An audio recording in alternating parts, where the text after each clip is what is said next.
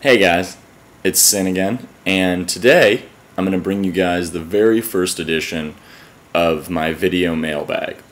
So, I get a lot of emails from guys, and I love that. And anyone who's out there who has a question, feel free to email me at sinnstravel, S-I-N-N-S, travel, @gmail.com.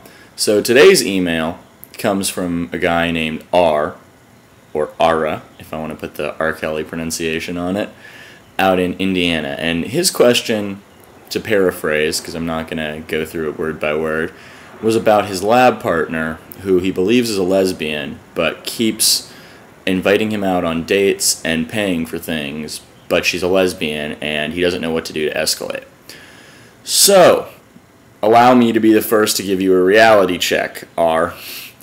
If she's a lesbian, and she's inviting you out on dates, guess what? You're everybody, friend.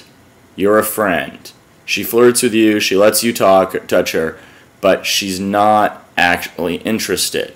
See, attraction happens really quickly, right? And if a girl is going to disqualify herself over and over again by saying she's a lesbian, but she still wants to hang out with you, it's not because she's attracted, it's because she actually likes you as a person. This is a big issue that a lot of guys don't seem to realize. They seem to look at everything in terms of game or how can I get this girl into bed, when the truth of the matter is, you're not going to get every girl into bed, and sometimes some girls are just going to be friends, or they're just going to be not interested. So with this girl, you asked me what you could do to escalate. Well, the first thing you would want to do, right, provided that I'm not 100% right, which I, in my typical arrogant fashion, am going to say I probably am. I'm pretty good at my job. But let's say I'm not. Let's say, she is somewhat interested, there's something going on there. What should you do in order to escalate things correctly? Well, the first thing that I would do is I would start to qualify her. Right? You want to start giving her indicators of interest to show her that you actually like her besides her physical looks, and that you're not just some guy out to get laid. Right? So I would say something like, what did you want to be when you grow up? Or what did the little 5-year-old, whatever her name is, want to be? Right? This is actually a tenet of Breakthrough Comfort, one of the courses that I created and taught and still teach, which is basically to get girls to fall in love with you. And the reason that that question is important is that everyone has an idealized self-image. Everyone has something that they think they could be or that they'd want to be if the kind of happenstances of life didn't get in the way. And so finding that out, you get a really good idea of how that girl wants to be seen, what type of person she wants to be known as, and then if it's true that she could actually do that, you want to give her some indicators of interest that you see her in a different way. Now, at the same time, because she's a lesbian, you don't want to give too many overt signals of interest, right? But you could do little things like, oh, it's too bad you like girls, or I would totally be hitting on you right now. You should get away from me, right? Or things like, wow, you're trouble. If I didn't know you liked girls, I'd get the wrong idea about you.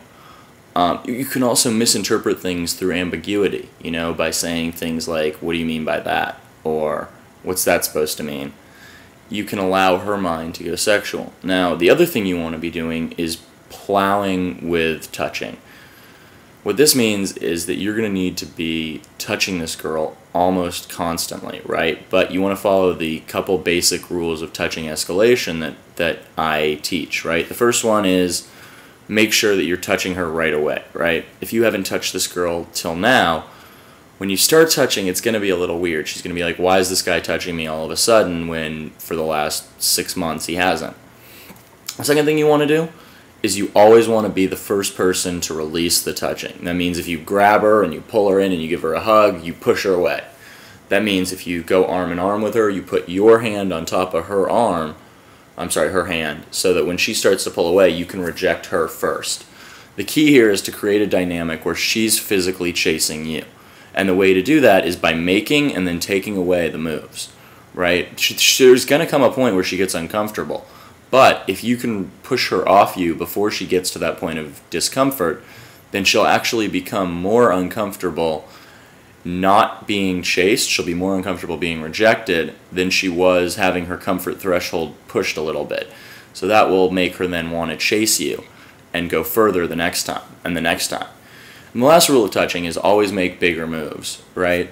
One of the things that I would do is I would use my friend Future's kiss close, right? Is the next time you have her alone, you can use what's called the almost kiss, right? And the almost kiss just means that you go, while she's talking, you go, you know, I'm really having a horrible time paying attention to you right now when I'm thinking about kissing you. But I know that we're not there yet. We can't kiss because, you know, you're gay and I'm, you know, not that interested. But you know what we're going to do is we're going to do an almost kiss. So pinky swear me that you're not going to kiss me, I'm not going to kiss you. If you kiss me, then no, you're breaking all trust in our relationship. So you pinky swear, and then you want to get in really, really, really close, almost to the point where your lips are touching, but not quite there, and hold that for between 2 or 3 seconds, and then push her away and go back to talking about normal things. Now, the brilliance of the almost kiss is that you can call it back the whole rest of that time that you're hanging out with her. So if you're hanging out in your dorm room, or if you guys are out getting ice cream or whatever, you can go, you know what, I think I'm ready for another almost kiss, and pull her in and have another one. And I've never gotten to the second or third almost kiss without the girl kissing me. It's just a great way to build sexual tension. I would personally say don't do that until you're in somewhere where you can capitalize on it, because with a girl like this, if she does make the decision that she's going to get physical with you, it's probably going to be an impulse decision, so you want to keep the sexual tension as high as possible until you get her to a place where logistically you can manage to go all the way with her. So hopefully that helps Ara. And if anyone else has questions, I'm going to be doing this mailbag every week, sometime during the week in video style, and I'll also be answering questions on my blog as well. So if you have any questions, again, send them to sinstravel@gmail.com, and hopefully I'll meet all of you guys either in the field or at Lair Talks as I'm traveling around the world going and meeting you guys. Hope to see you soon. Best, Sinn.